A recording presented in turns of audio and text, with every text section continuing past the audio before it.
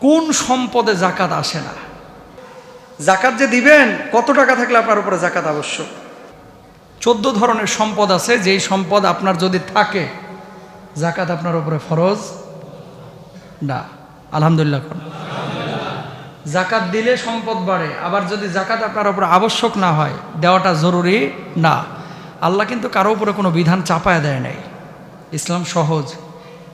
আssiru ওয়ালা তুআssiru বাশশিরু ওয়ালা তুনাফিরু। সহজ করে দাও, কঠিন করো না। সুসংবাদ দাও, মানুষের মধ্যে বিভাজন তৈরি করো না। যেই 14 প্রকারের সম্পদের উপরে আসলে জাকাত আসে না, সেই সম্পদগুলো আমরা আপনাদেরকে জানাচ্ছি। 1 নাম্বার, ব্যবহার্য জমি।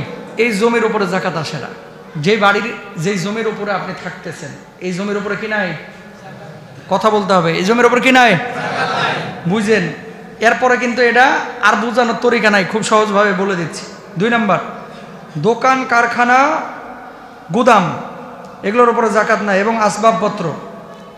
3 নাম্বার, বসবাসের ঘরবাড়ি। 1 বছরের কম বয়সী গবাদি পশুর উপরে জাকাত নাই। 4 নাম্বার। 5 নাম্বার, ব্যবহারের পোশাক, কোট, জুব্বা। ওই তো বাংলাদেশে অনেক সেলিব্রিটি আছে, কোট কত? আমার কোটের দাম 50 লাখ। আছে না নাই? ঘড়ির দাম কত? আমার ঘড়ির দাম 52 লাখ, দুবাই থেকে নিয়েছি। আর ক্যালকালায় হাসে আর কি। কথা বুঝেন নাই? তোরা বলছে কে 50 লাখ টাকার কোট? চাপা মারা, জায়গা পাস না। এগুলো বুঝি। এই সমস্ত চাপাবাজি যতই করেন না কেন, এই কোটের দাম যতই হোক, এটার উপরে কি নাই? জাকাত নাই। তারপরে অধ্যয়নের বই, এমন কিছু কিতাবাদি কিনেছেন যে কিতাবাদি মিশর থেকে আনছেন, দাম পড়ছে 3 লাখ, এটার উপরে কোনো কি নাই? জাকাত নাই। গৃহস্থলের জিনিসপত্র এবং অফিসের জিনিসপত্র। এখন তো ইন্টেরিয়র ডিজাইন করেন আপনারা, অনেকে কাপ, পিরিচ, ওই যে প্লেট, এগুলো নিয়ে সুন্দর করে সাজায় গুছায় রাখেন, যত দামি হোক, এগুলোর কি নাই? জাকাত নাই। তারপরে 8 নাম্বার হচ্ছে গৃহপালিত হাঁস, মুরগি এবং পাখি, যেগুলো বাড়ির মধ্যে লালন পালন করেন, এগুলোর উপরে জাকাত নাই। ব্যবসা বাণিজ্যের হলো ভিন্ন কথা। 9 নাম্বার, চলাচলের জন্তু এবং গাড়ি। ঘোড়া কিনছেন 5টা ঘোড়া দিয়ে আপনি চলাফেরা করেন, ঘোড়ার উপরে জাকাত নাই। আর গাড়ি, যেই গাড়ি দিয়ে চলাফেরা করছেন, এটার উপরে জাকাত নাই। ব্যবসার জন্য কিনলে জাকাত আছে। 10 নাম্বার, যুদ্ধাস্ত্র এবং সরঞ্জাম। 11 নাম্বার, নিসাব পূর্ণ হয়নি জাকাতযোগ্য সম্পদ। কালকে 5 লাখ কামাইছেন, এই 5 লাখে এই বছর কিন্তু জাকাত ফরজ না। এই 5 লাখ যদি 1 বছর থাকে, আগামী বছর এটার উপর কি হবে? জাকাত ফরজ। বুঝেন? তার মানে আগামীকাল যদি 5 লাখ কামায় ফেলান, এটার উপর কি নাই? জাকাত নাই। আচ্ছা, তারপরে ব্যবসায়ের জন্য নয় এমন পুকুরের মাছ। এমন পুকুর কিনছেন, এবং যে পুকুরের মধ্যে মাছ আছে নেশাব পরিমাণ, কিন্তু ব্যবসার জন্য কিনেন নাই, খাওয়ার জন্য কিনেছেন, এটার উপরে জাকাত আসবে না। সরকারি সম্পত্তি, মালিক, জনগণ, গরিব, ধনী সবাই, এই সরকারি সম্পত্তির উপরে জাকাত নাই।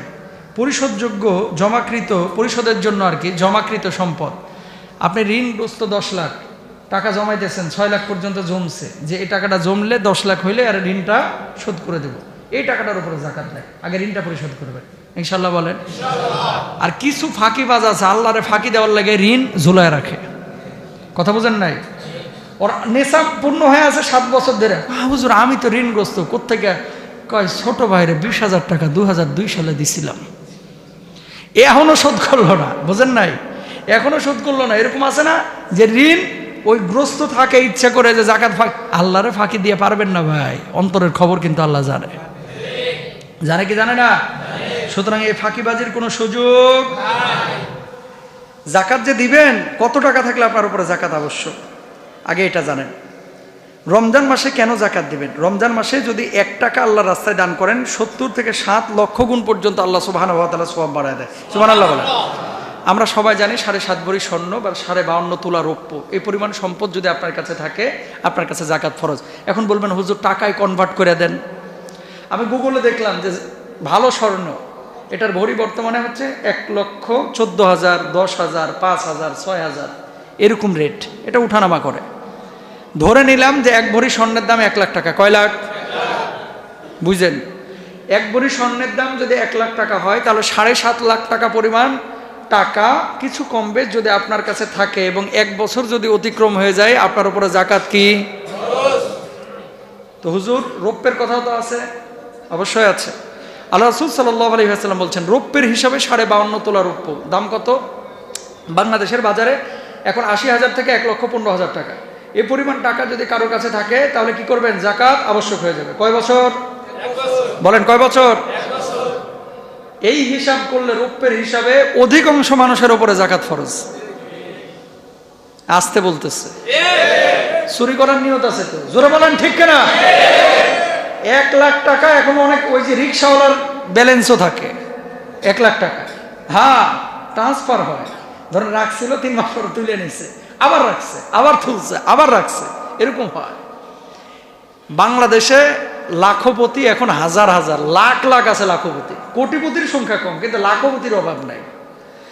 রৌপ্যের হিসাবে ইসলামিক স্কলাররা কেন যাকাত দিতে বলে জানেন? আপনি যদি ইসলামিক স্কলারের রায় অনুসারে রৌপ্যের হিসাবে, স্বর্ণের হিসাব না করে, যেহেতু রৌপ্যের, এটাকেও আল্লাহ রাসূল বলেছেন রৌপ্যের হিসাবে যাকাত দিলে গরিব উপকৃত হবে বেশি, অধিকাংশের উপরে যাকাত ফরজ হবে। আর যাকাত ফরজ হলে কি হবে? গরিব উপকৃত হবে। কোন গরিব? যাকাত আদায়ের ক্ষেত্রে প্রথমেই দেখবেন আশপাশে কোনো গরিব আছে কিনা, মানে আপনার আত্মীয় ভাই ভাইকে কিন্তু যাকাত দেওয়া জায়েজ আছে, বুঝছেন কথা? আপনার আপন ভাইকে আপনি কি দিতে পারবেন? যাকাত দিতে পারবেন। ক্ষেত্র বিশেষে স্ত্রী তার স্বামীকে যাকাত দিতে পারবে, কিন্তু স্বামী স্ত্রীকে দিতে পারবে না, কারণ স্বামীর ভরণ পোষণ দায়িত্ব স্ত্রীর ওপর না, কিন্তু স্ত্রীর ভরণ পোষণের দায়িত্ব কার ওপর? মনে রাখবেন, মূলনীতি শিখে নেন, ওপরে এবং নিচে। ওপরে কি আছে? আপনার মা, আপনার বাপ, আপনার নানি, আপনার দাদি, আপনার নানির মা, আপনার দাদির মা, তার মা, তার মা, তার মা, তার মা, তার মা। হুজুর হে তো জানিও না, এ তো জীবিতই নাই, কবরে মরে পয়সা শেষ হয়ে গেছে। মানে আপনার নানি, আপনার নানির মা, আপনার দাদা, দাদার বাপ, দাদার মা ওপরের দিকে, এবং নিচের দিকে আপনার ছেলে, তার ছেলে, তার ছেলে, এই নিচের দিকে, এগুলোর যাকাত দেওয়া যাবে, কিন্তু আপন ভাইকে দেওয়া যাবে, বোনকে দেওয়া যাবে। যাকাত যদি আপনার উপরে ফরজ হয়, প্রথমেই খেয়াল করবেন, খেয়াল করেন, প্রথমেই খেয়াল করবেন যাকাত যদি আপনার উপরে ফরজ হয় যে নিজ আত্মীয় স্বজনের মধ্যে গরিব আছে কিনা। গরিব আত্মীয়দের মধ্যে আবার 2টা শ্রেণী আছে। এক শ্রেণীর মানুষ হচ্ছে সুযোগ পাইলে আপনারা কোপ দেবে, কেমন? কারণে অকারণে খালি দেখবেন টাকা ধার চায়, আছে না নাই? কিছু লোক আছে, এদের পেশা এটা, স্বভাব এটা। যখনই দেখবেন যে আপনার পকেটে কিছু বান্ডিল টান্ডিল আছে, টাকা পয়সা আছে, ভাই 10,000 টাকা দেয় না দোস্ত, এরকম করে। আর কিছু আত্মীয় স্বজন আছে এতই গরিব, ব্যক্তিত্ব সম্পন্ন, খুব প্রভাব প্রতিপত্তি ছিল, এখন নাই, নীরবে ছেলে নিয়ে কাঁদে, মেয়ে নিয়ে কাঁদে, রাতের অন্ধকারে কাঁদে, মুখ ফসকে বলতে পারে না, মুখ ফুটে বলতে পারে না। এই আত্মীয়দেরকে খুঁজে খুঁজে যাকাত দেন, যারা বলতে পারে না, বুঝছেন? যারা বলতে পারে না, এরকম কিছু আত্মীয় আছে না? নাই, আছে, এদেরকে যাকাত দিবেন ইনশাআল্লাহ। বলেন কত টাকা তাহলে পাইলেন? হ্যাঁ, 7.5 লক্ষ টাকা থেকে 8 লক্ষ স্বর্ণের হিসাবে, আর রৌপ্যের হিসাবে 80,000 থেকে 1,20,000 টাকা। তবে আমরা 80,000 থেকে 1,20,000 টাকার পক্ষে। কেন? তাহলে গরিব মানুষ বেশি বেশি উপকার পাবে ইনশাআল্লাহ। বলেন অনেক মানুষ বলে হুজুর আমার তো কোনো অ্যাসেট নাই, এটাই আমার আছে, তো রাখছেন কেন? এটা ব্যবসায় লাগান। খেয়াল করেন, অনেক মানুষ আছে 50 লাখ ব্যাংকে জমায়েত হয়ে দেয়, এর উপরে যাকাত ফরজ। হুজুর আর তো কোনো টাকা নাই, এটা থেকে মাখন তুলি আর খায়, মানে ইন্টারেস্ট তোলে, সুদ খায়, ইন্টারেস্ট, নাউজুবিল্লাহ, জোরে বলেন না, এটা তুলে খায়। আল্লাহ তো এই জন্যই বলছে তুই রাখিস না, তাহলে কি করবে? টাকাটাকে ছড়া, ইনভেস্ট কর ব্যবসা বাণিজ্যে। আপনি যখন এই 50 লাখ টাকা এই সাভারে, এই উত্তরায় ইনভেস্ট করবেন, সেটা দোকানে হোক, মাঠে হোক, পথে হোক, ঘাটে হোক, ব্যবসা মানেই ওখানে লোক খাটবেই, 2-5 জনের কর্মসংস্থান তৈরি হবেই। কথা বুঝতে পেরেছেন? আজকের সমাজ ব্যবস্থায় খেয়াল করেন, যেটা ধনী এটা আঙ্গুল ফুলে কলা গাছ হয়, আর যেটা গরিব ওটা আরো মরে, কথা কয় না। যেটা ধনী ওটা খালি কি হচ্ছে? ধনী হচ্ছে, আর যেটা গরিব ও হোমিওর ফোটাও পাচ্ছে না। কেন পাচ্ছে না? এই সুদ ভিত্তিক সমাজ ব্যবস্থার কারণে। অথচ ইসলাম নিজ মায়ের সাথে জেনার চাইতেও নিকৃষ্ট গুণা বলেছে সুদকে, নাউজুবিল্লাহ বলেন। ইসলামে কেন যাকাত দিছে জানেন আপনারা? যাকাতটা কেন দিছে? মূলত ধনী গরিবের অর্থনৈতিক সমতা রক্ষার জন্য। যাকাত ভিত্তিক সমাজ ব্যবস্থা থাকলে এলাকার মধ্যে কেউ না খায় থাকতো না, কোনো গরিব না খায় থাকতো না, বুঝছেন? বেকার কোনো যুবক ঘোরাফেরা করতো না। একটা জরিপ দেখলাম বাংলাদেশে, যদি প্রপার ওয়েতে জাকাত আদায় করা যায় 5,000 কোটি টাকার বেশি জাকাত আদায় করা যাবে কোটিপতিদের কাছ থেকে, লাখপতিদের কাছ থেকে। 5,000 কোটি টাকা যদি জাকাত তুইলা বেকার যুবকদের মধ্যে কর্মসংস্থান 20,000, 22,000, 30,000, 25,000 টাকা করে দিয়া, কারো ফ্ল্যাক্সির দোকান, কারো কম্পিউটারের দোকান, কারো রিক্সা, কারো ভ্যান, কোনো মহিলার সেলাই মেশিন, আরেকজনের ছাগল, বকরি আছে না, গরু, এগুলো যদি দেওয়া হয় কর্মসংস্থান হবে কি হবে না বলেন? এইগুলো দিবে না, এই জায়গাটায় চোখে টিনের চশমা লাগাবে, দিবে কি চক বাজারে শাড়ি আর লুঙ্গি। কথা কয় না? দিবে কি এমন শাড়ি আর লুঙ্গি কয়দিন পরে মশারি হিসাবেও ব্যবহার করা যায় না। যে লুঙ্গি না মশারি হিসাবে ব্যবহার করবো তাও ব্যবহার করা যায় না। দরকার নাই তোরে ভাই, জাকাতের কিছু দাবি আছে। আচ্ছা মানলাম আপনারা 7 ভাই, 7 ভাইয়ের উপরে জাকাত ফরজ। ওই এক চাষিরে ধরে নিয়ে এসে 7টা শাড়ি দিচ্ছেন, বুঝছেন কথা? এই 7 শাড়ি যদি 70 বছরে হারে দেন, এ জীবনের উন্নয়ন ঘটবে নি। ওই চাষি যা দেখেন গাই শাড়ি আলমিরায় তুলে থুয়ে দিছে, মুরব্বী মানুষে শাড়ি দিয়ে কি করবে? তাহলে কি করবে? কিছু টাকা দেন, ওর যেটা প্রয়োজন সেটাও কিনে নেবে। সেটা 200 হোক, সেটা 500 হোক। পেটে ক্ষুধা আর হেরে লুঙ্গি বাঁধিয়ে থুয়ে দিলেন আপনি, এর খাবার পায় না সকাল থেকে, হেরে আপনি শাড়ি দিয়ে ধুয়ে দিলেন। হ্যাঁ কইবে তোর শাড়ি তোর মুখেই থাকুক। বুঝেন নাই কথা?